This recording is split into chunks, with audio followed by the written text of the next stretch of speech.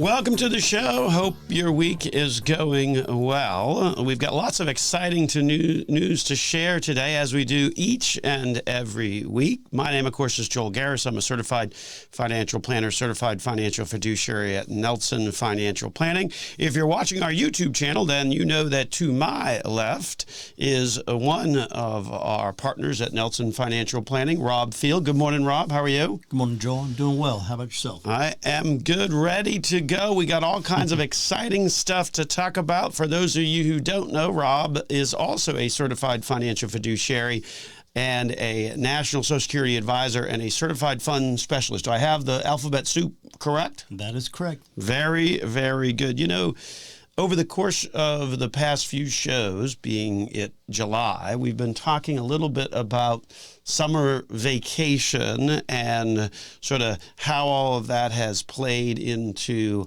our personal plans, and we would expect for a lot of our listeners as well. Now you've already come and gone on your break, as have I. Where did you go again, Rob? So back in June, I took my family to Indian Rocks Beach, which is on the west side of Florida. It was myself, daughter, her boyfriend, my son, his girlfriend, and they also brought their dog. We went to a dog-friendly condo that had a nice dog park right across the way. So very relaxing, weather was beautiful, and I got to describe that, I guess, 2 shows ago. And then last week, or the week after that, Kristen came in. She got to talk about her vacation. So we're all just working our way down the road. Right, and then last week I got to talk about mine. Now, I have a tendency to do things, I guess, sort of to non-typical areas. Certainly Dubai would be sort of a non-typical area. But one of the things that I always observe, no matter where I travel, whether it's to the coast of Florida or abroad, perhaps more abroad, though, that people really like cash. Right? I mean, they like cash. I know that there are certainly some places that we visit in the area on a regular basis that like cash versus, say, credit card or things like that. Let's not forget that when you run that credit card, there's a cost to the merchant, usually about 3 or 4%. Most merchants don't like that. That's very true. And so that reduces down their top line. And so I remember one time, and this was a few years back, where I was in Italy, and in those places, a lot of times why they want cash is more for the tax evasion feature of it, because the credit card will generate a nice little report exactly what you got in, but if you hand them cash, well, then no one's the wiser, right? Very much. And so in this particular case, I was running around. So we went to this, and it was a boat ride. And so we had a boat ride, beautiful afternoon along the Amalfi Coast in Italy, which if you've ever been there, you know that it is just beautiful. According to kind of the current reports, it's also really, really crowded this summer, as many Americans are heading there. And so after this beautiful boat ride, beautiful sunny day, the ocean, the coast of the Amalfi Coast, which is very rocky, beautiful vista, we get back to shore, and I was assuming that the guy was going to take a credit card. And that wasn't the case. So I had to run around and try and find an ATM and give them cash. So that's a little secret that goes with travel that often changes how we think things are going to turn out whenever we travel. That's for sure. No, I've experienced that once. I've got friends and some relatives in Louisiana. I got a buddy of mine, Kippy Babineau, who lives down in New Iberia, which is way, way south. Mm-hmm. And so he's always like, I'm going to take you to this great little barbecue place. You can't get that anywhere else. And it's kind of out in the middle of nowhere, a little bitty shack, pretty beat up. I'm like, I'm going to take everybody to dinner. It's going to be wonderful. We get there, and as you pointed out, the credit card company does charge restaurants a fee. And so it comes time to settle up, and people are looking at me like, why would you even try to give us a credit card? So I had to jump in my car, go down to find an ATM, get some cash, and come back. But yeah, I think we've all been there, sure. Really. And I guess it underscores that sometimes cash is really very valuable, and cash these days. And we've got some interesting statistics that we want to share with our listening audience on the program today about just how crucial cash is. Nowadays it's actually paying an interest rate, and certainly everybody loves that after many years of money markets and savings accounts and whatnot not paying anything. In fact, nowadays they're actually paying a decent interest rate. That's exactly right. The 2-3 years ago, money markets was just a short-term place to park. Nobody used it as anything other than just short-term until I decide what I want to do next. Interest rates have gone up. We're now seeing money markets in that 4.5% range.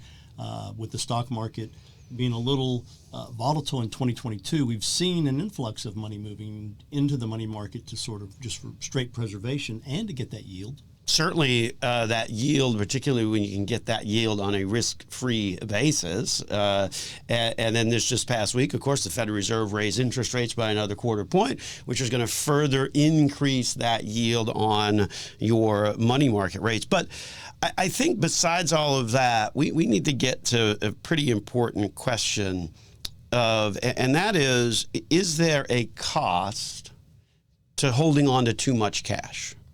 Are you getting the most out of your cash, first of all? And then is there a cost if you're sitting on too much cash? Is it costing you to sit on that cash? So those are the questions that we're going to try and answer today. The interesting statistic that we see is that when we look at how high those cash levels are today, it may very well be a bit of a contra-indicator or an indicator of what you shouldn't be doing if we look at past history. What are some of the statistics that you saw, Rob, in our research for this show about cash levels, and how does that compare to sort of prior cash levels, if you will? You bring up a good point. We have seen, and again, with interest rates coming up, there's been a large influx of cash going from investors moving into straight cash equivalents. We've seen, as of today, there's about $5.4 trillion in cash or cash equivalents. That's a huge number, much higher than you normally would see. In the past, we have seen, like in January 2009, cash kind of moved up to $3.9 trillion.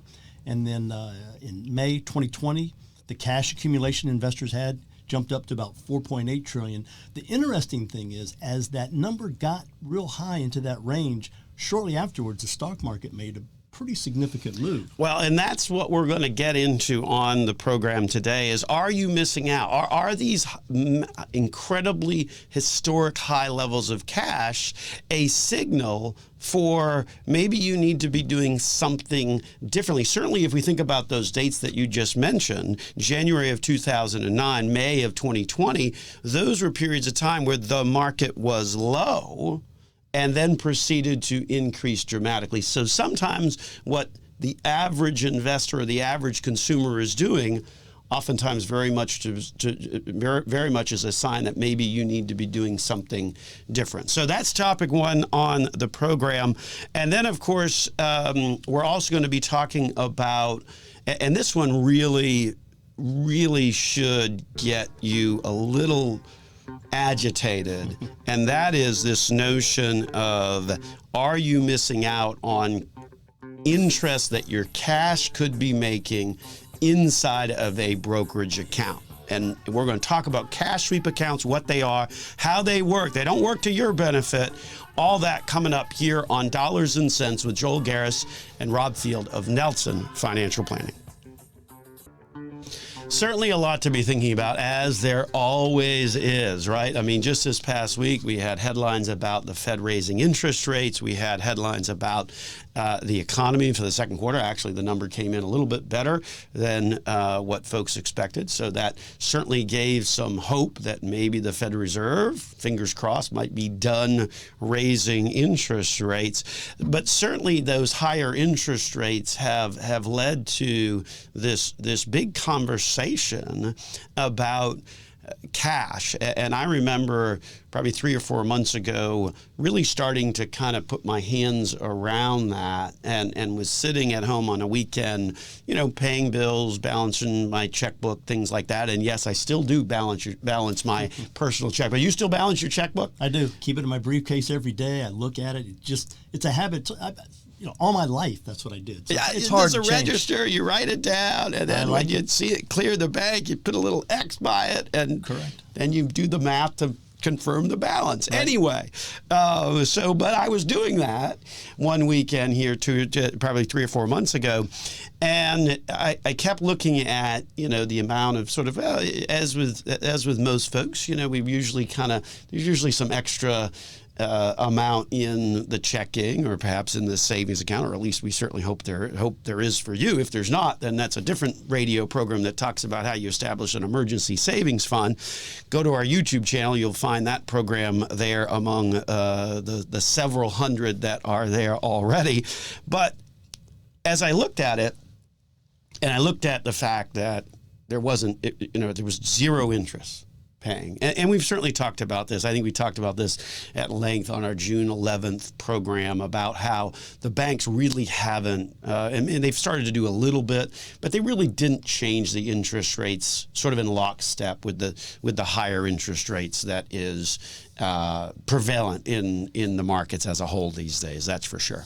Yeah, I mean, it's obviously the banks are very anxious to charge you a higher interest when they lend you money, but they haven't been as anxious to give you a higher interest return on your savings or anything that they offer. That is certainly very much the case.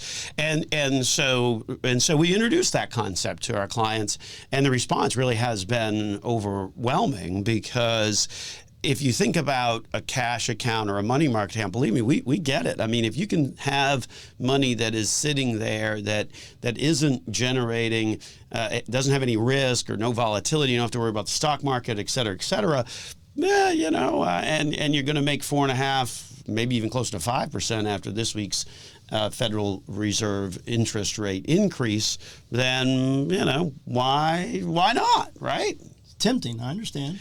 The problem is that if we use history as our guide and we look at these peak levels of cash, it tells a very different story, doesn't it? So cash, as you were saying in the last segment, we've got a peak cash, and these are numbers as of the end of May, $5.4 trillion sitting in cash and cash equivalents. What were those previous numbers from days past? Well, we knew that we hit kind of an all-time high in January of 2009, got up to 3.9 trillion. And at that point, that was tremendous. And then shortly, just a few years back, we hit 4.8 trillion in cash and cash equivalents accumulated by investors.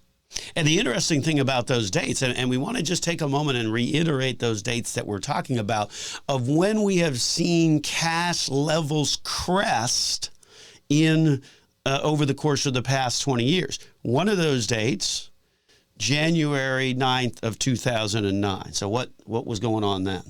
Well, at the time, cash seemed very attractive, but shortly afterwards, the stock market had a nice little bump up and rally. January was about the bottom of the markets for the financial crisis that was going on in 2008. The financial crisis of 2008, that was the one where a lot of people were losing their homes on a regular basis.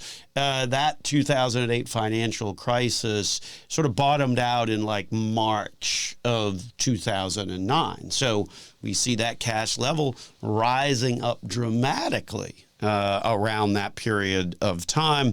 And then the other date, May of 2020, well, that's COVID, right? And right. So the world's shutting down to COVID, a high degree of uncertainty.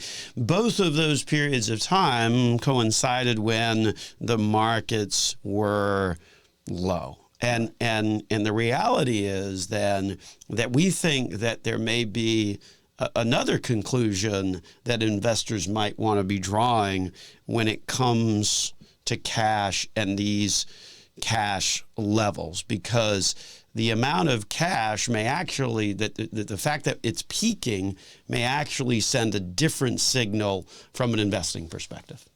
obviously that's true. I mean, we can see why investors were so drawn to cash at this point. Sure. And, when COVID hit, people were nervous. Let's go to cash. 2008 was a tough year. People went to cash and they just loaded up. Right now, there's still people that think that the stock market is in peril when we've actually seen some great growth this year. So people have sit around in cash. And again, when interest rates are this attractive, they just put on their blinders and think, I'll take the simplest path. I'm going cash. Yeah, I mean, I think it's important for our listeners to sort of think of it this way, right? If the world is moving to cash at record levels, what does that mean? What typically occurs when we have seen that happen in the past? The world moving to record high cash levels, do you think that occurs when the market's really up or when the market's down? Do we think that occurs when fear is high or when everything is sunshine and roses? History certainly tells us, if we look at those prior cash level peaks, that maybe when cash levels are high, then that's actually not a bad time to be thinking about investing money, right? Isn't the whole concept that we want to buy low and sell high and not the other way around? That is correct. And if you look at what's going on today, we've hit this $5.4 trillion of cash equivalents, and the market has already kind of bottomed out and it's making its way back up. History repeats itself, as we know. This is a perfect example. What's about to happen? But here's always the struggle, right? Is we don't know tomorrow, right? We can certainly look at these numbers. We can certainly look at history. We can certainly think about what might be happening or what might have been some of the indicators of the signals in the past. But what makes sense? Because we don't know tomorrow. And clearly, from a cash perspective, you always want to have 6 months of emergency savings in. I mean, that goes, I guess, almost without saying, but there we've said it again, 6 months of emergency savings. And then to the extent that there's more, then it becomes potentially an opportunity to be thinking about investing the money beyond just having it sit in cash. And so what's our strategy for that, Rob? Because certainly we've been talking to a lot of folks about that over the course of the past couple of years, if you will.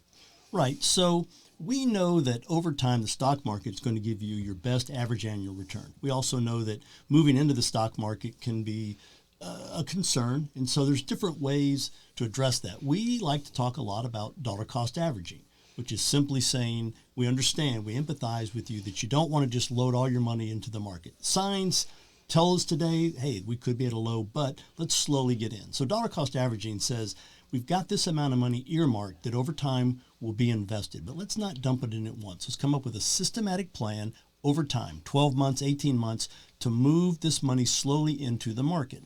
So with dollar cost averaging, we're just sort of committing to slowly get into a market that we know over time will hit an all-time high. Because the market has a pretty good history of that. There's never been a time when the market hasn't fully recovered and gone on to set higher highs. Stop and think about what I just said for just a second. There's never been a time where the market hasn't gone on to fully recover and set higher highs. You can look through your history books to confirm that, but that is certainly the case. And so sitting in cash may very well not be a particularly good place. Don't misunderstand me. Always good to have cash when it comes to emergency savings. But at the end of the day, Rob, that dollar cost average strategy that you just described, that's an oldie but a goodie. Right. Okay, been around forever. There's three things that occur if you dollar cost average. One's going to be you're slowly moving the money. Well, we'll kind of we'll talk a little more about that next segment. I'll wrap it up real quick. Well, that's important, but there's three things there to really consider, which we're going to talk about a little bit more when we return after the break here on Dollars and Cents with Joel Garris and Rob Field of Nelson Financial Planning. So we're talking a little bit on the program about cash, in particular, how important cash is, but the potential is you could be missing out on opportunity by sort of hitting the easy button, right? I mean, I know a lot of folks look at these money market rates and CD rates and are saying, wow, that's a great rate, but you certainly could be missing out on opportunities. And Rob, before the break, we were talking about some of the times where we've seen cash level peak as much as they have been today. And what's interesting is if you kind of look at what the market was doing those cash level peaks typically occur when the market is actually low, is actually perhaps presenting more of a buying opportunity. And the reality, of course, is that you or I mean, we don't know what tomorrow holds. So one of the strategies that we advocate, in contrast to a lot of the financial industry right now, the message is, oh, just do a money market or CD or something like that. But we think that you might possibly, as an investor, be missing out on opportunities. And so one of the strategies that we talk a lot to our clients about is this concept of dollar cost averaging. And before the break, Rob, you were just going to tell us the sort of the three potential outcomes of dollar cost averaging and why it's such a successful strategy and has been for decades now when it comes to investing in the market. Right. We're taking advantage of knowing that the stock market over time is going to get you your greatest average return, and that, as you mentioned, from time to time, the stock market hits an all-time high. So to take advantage of that, but not just throw all the money in at one point, you slowly move it in through dollar cost average. And the three things that can happen, none of those are bad. If the market stays flat for a period of time and you're slowly investing into that flat market, we know eventually it's going up, you're prepared. When the market makes its run, you're invested, you can go in. If the market starts to go down a little bit and then comes back up to hit these highs, for a period of time, that systematic purchase is going to buy at a lower and a lower cost. Your average cost goes down. As the market goes up, your total return will be higher. And then if the market just starts just going straight up, you're participating. Every month you're buying into the market and the market is growing, you're going to get the kind of growth. Either way, you benefit from being invested in the market and you're getting the returns. It's the guy who sits there and says, I'm going to wait until I'm sure it's time to go in and then I'm going to put everything in. They're on the sideline way too long. Yeah, and there's no way you're going to successfully be able to predict that. So certainly dollar cost averaging and using that for some of that excess cash beyond your emergency savings, certainly a concept that you want to be thinking about. And that's certainly very different than the message that you're getting out there today. We see the full page ads, CD, money market.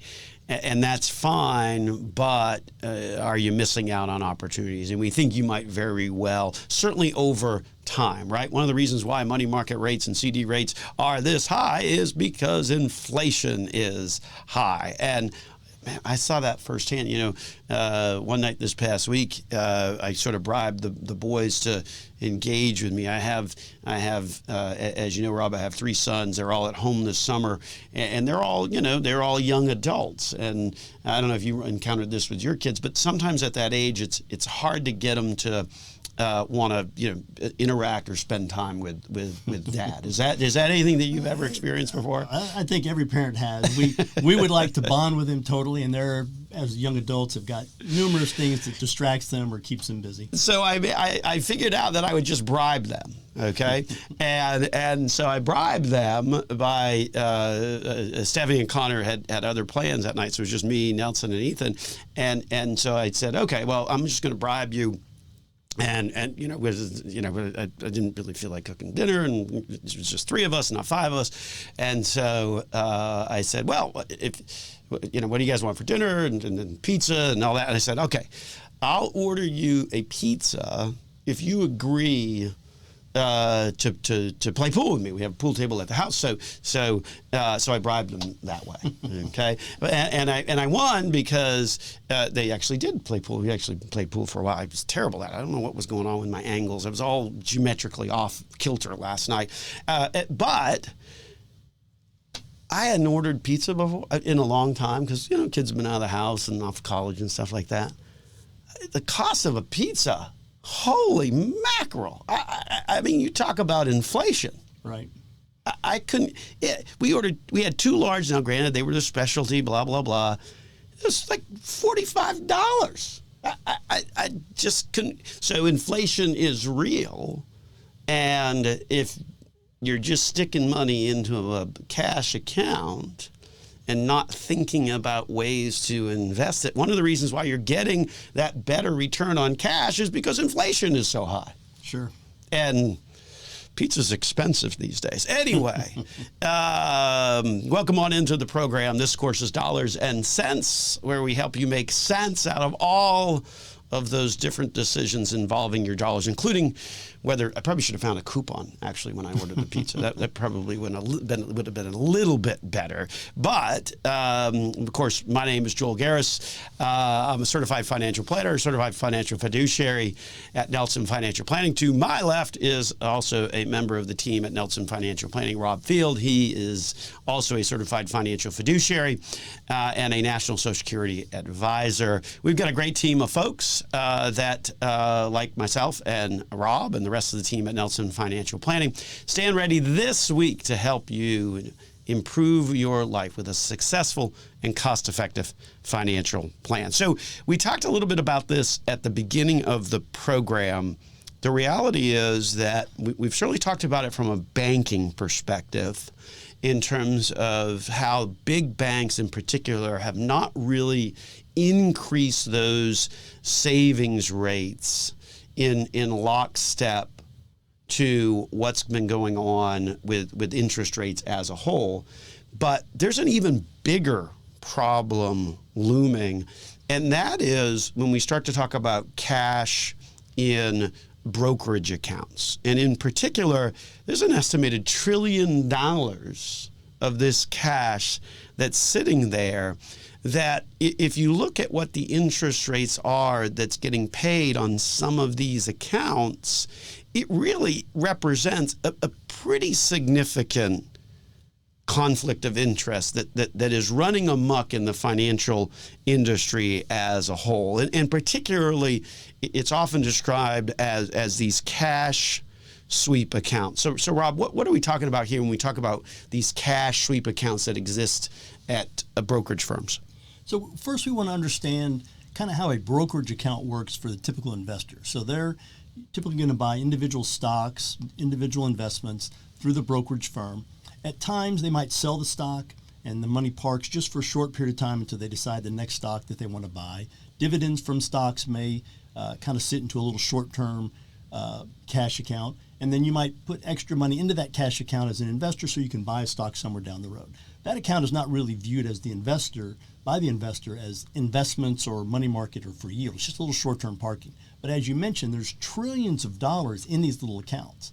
And so the brokerage firm then will sweep out that excess cash. It's just sitting there, owed to the client. The client doesn't really care because they're not thinking of it as an investment. And again, 2-3 years ago, a little cash account for your brokerage account was not going to earn much interest anyway. Correct. You aren't missing out on anything. But today, it's still only earning maybe 0.5%, 1/3%. But the brokerage firm can sweep it out, use it themselves. Now, you still have your money on paper, but the brokerage firm is taking advantage of what's happened with interest rates, 4%, 5% out there.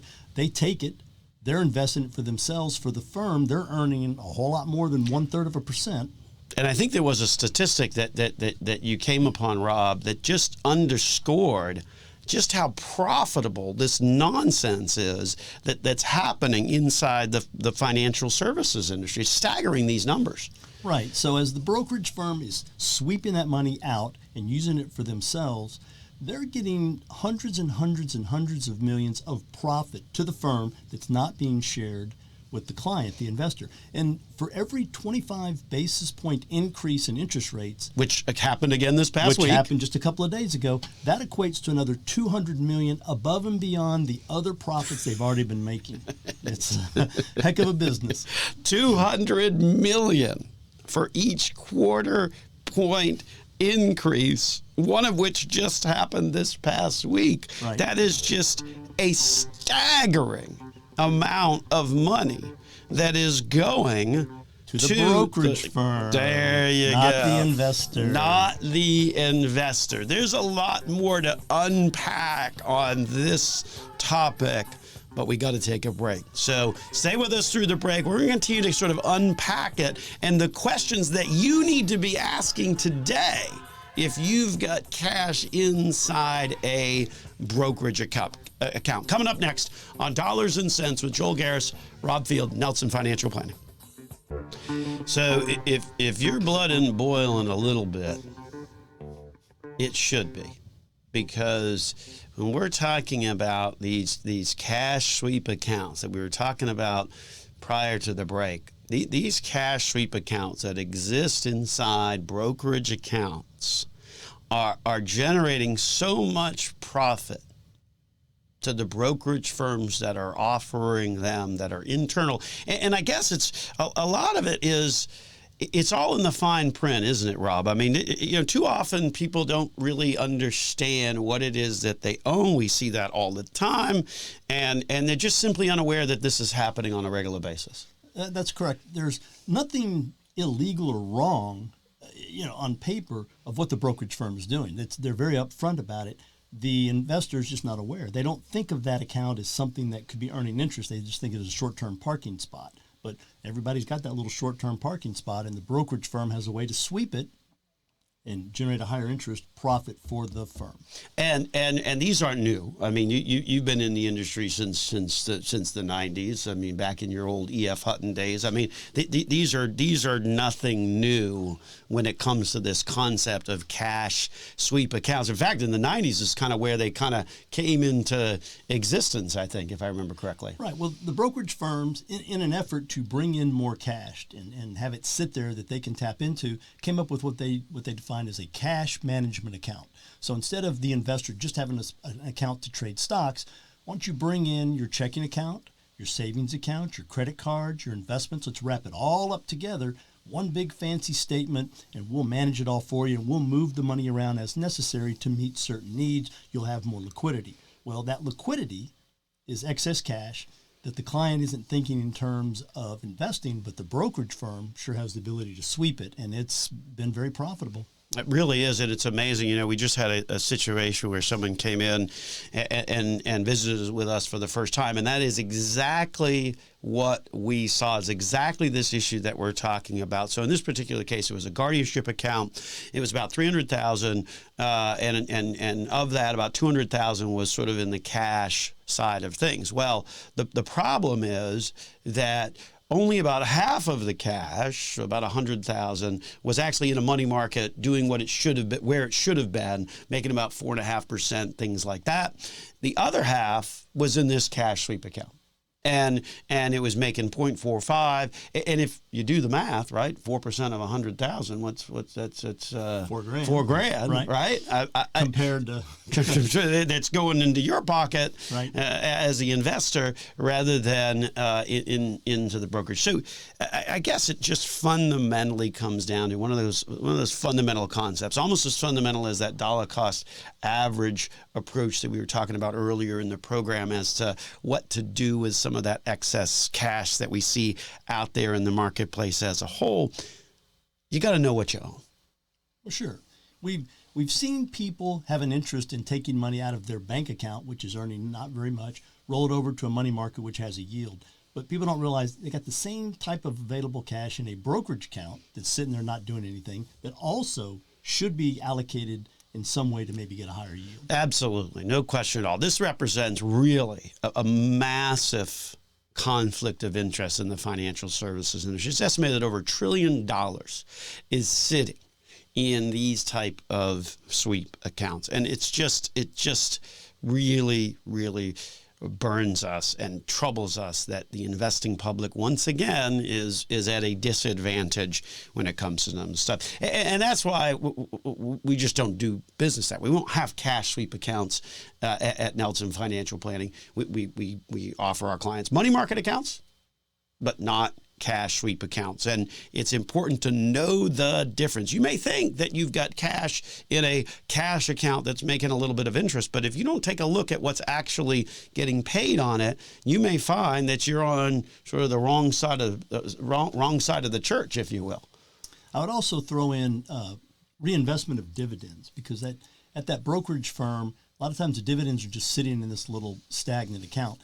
We use mutual funds, and mutual funds allow you to reinvest the dividends. So as those dividends are being generated, they immediately go back and buy more shares. Studies have shown that by reinvesting your dividends, your average return over multiple years can be almost 2% higher, because the dividends are working for you. A lot of people just have their dividends go to the little cash account, and just sits there. It's not working for them. That is very true. So you got to know what's going on with your money at all times. Now, Rob, the show's drawing a little bit to a close, but I wanted to get your reaction because you are a National Social Security advisor. What's the reaction? What's the scuttlebutt, if you will, on what the COLA might be for Social Security? You know, early in the program, I was telling the story about the cost of pizza that was just shocking to me. Are people going to be able to afford their pizza, or what's the COLA look like for Social Security this year? Well, I mean, of course, the answer would be yes and no, right? I mean, as the cost of living goes up, Social Security does from time to time implement a cost of living adjustment to their payouts. We've seen some pretty good numbers lately, but overall, the cost of living adjustment doesn't really keep up with inflation. So estimates for what will happen in 2024, which would change December 23, is when you get that payment, would pay out in 24. They might increase the cost of living adjustment by about 3.1%, which, I mean, okay, that's okay. But certainly better than what you were doing in the years from like 2013, 2014, 2015. I mean, Right. those years it wasn't even cracking 2%. No, it was getting 0.3, 1.6, 1.3. We did get a little aggressive in 21, had a cost of living adjustment of 5.9%. Another one in 2022 of 8.7%. So, you know, the 6 and the 8 and the 3, we're getting 18% over the last 3 years. The problem is if we look at the cost, the people who are using Social Security are in a bracket in which their transportation costs, their food costs, their medical costs are much higher than the average person. So they're still feeling like the cost of living is going up much faster than their ability to keep up with it. Yeah, no question at all on that. So certainly something that we will continue to look at and keep you informed as we do each and every week on the program, certainly giving you the latest and greatest. And certainly we had some latest and greatest on the program today in terms of how much those cash levels are peaking, and the solution for that, if you find yourself with that extra amount of cash, and I suspect that a lot of Americans out there are doing that, the solution there, or should, the thing that you need to be looking at is the strategy, Rob, that I think you described pretty well, which is that dollar cost average strategy. Right. If you be aware of what you have, what is it earning? What's its potential? Should you make some changes to take advantage of what today's interest rates are? But don't get hung up on the fact that just because interest rates are kind of high today, we've seen and we've shown through our numbers today that history's telling us we're about to see a nice blow up in the market.